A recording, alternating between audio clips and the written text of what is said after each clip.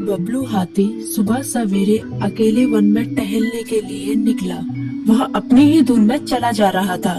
लगता था उसके दिमाग में कोई उलझन है जिसे वह सुलझाने की कोशिश कर रहा था।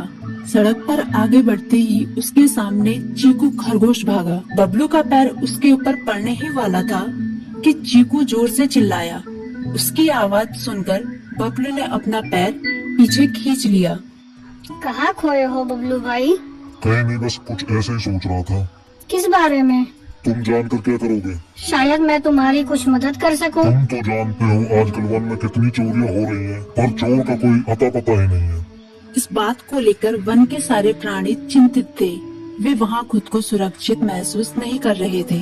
अरे चीकू भाई, हम मजबूर हैं। हम चोर को पकड़ ही नहीं पा रहे हैं। वह बहुत चालाक है और अपने काम को बड़ी कुशलता से अंजाम दे रहा है। कहीं कोई सबूत ही नहीं छोड़ रहा।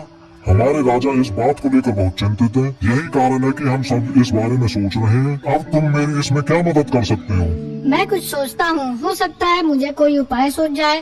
प्रयास करने में कोई हर्ज तो नहीं है।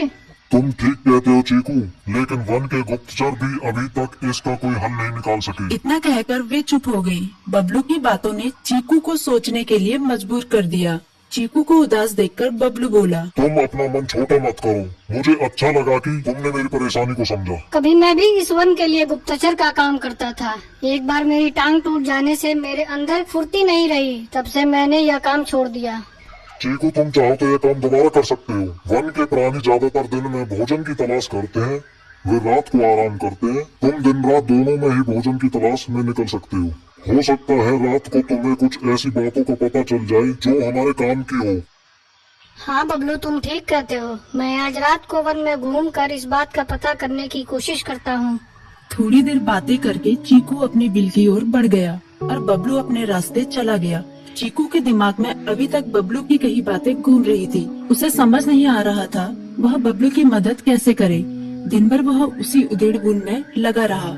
शाम होते ही चीकू कुछ सोचने लगा और वह चुपचाप बिल से बाहर निकल आया। चीकू की पत्नी ने देखा तो बोली, इस समय कहाँ जा रहे हो? बाहर खतरा है। खतरा तो सुबह भी रहता है, लेकिन खतरों से डर कर हम भूखे तो नहीं मर सकते। मैं बाहर घूम कर आता हूँ। इतना कहकर चीकू रात को बिल से बाहर निकल आया। कुछ दूर जाकर उसकी नजर बंकू उल्लू पर पड़ी, जो कुछ ही दूरी पर था। वह पेड़ की डाल पर बैठा अपनी गर्दन चारों तरफ घुमा रहा था। वह तेजी से पेड़ की एक डाल से दूसरी डाल पर उड़ रहा था। बंकू की नजर उस पर नहीं पड़ी थी।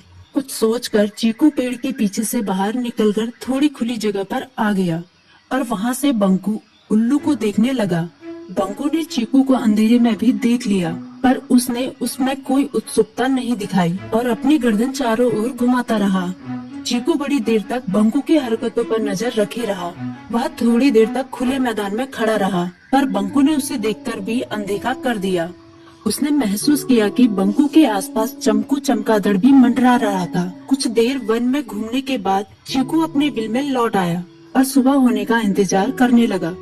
अगली सुबह बबलू उसी रास्ते में जा रहा था।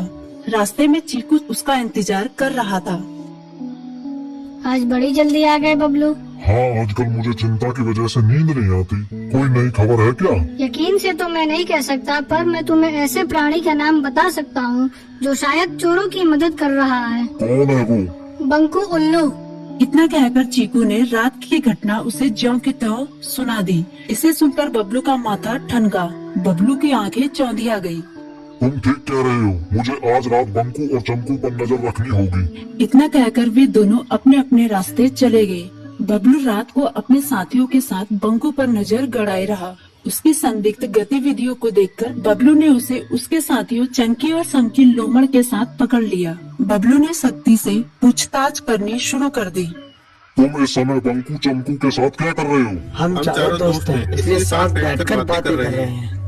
चमगादड़ और उल्लू की दोस्ती तो समझ में आती है, पर लोमड़ के साथ दोस्ती कैसे हो सकती है? सख्ती से पूछने पर दोनों ने अपना जुर्म कबूल कर लिया और सभी चोरियों के बारे में बताया जो उन्होंने कुछ दिन पहले वन में की थी। बबलू ने उनके चोरी का सारा सामान भी बरामद कर लिया। बंकू और चमकू को अभी तक समझ में नहीं आ रहा था कि वो इतनी आसानी से कैसे पकड़ में आ गए।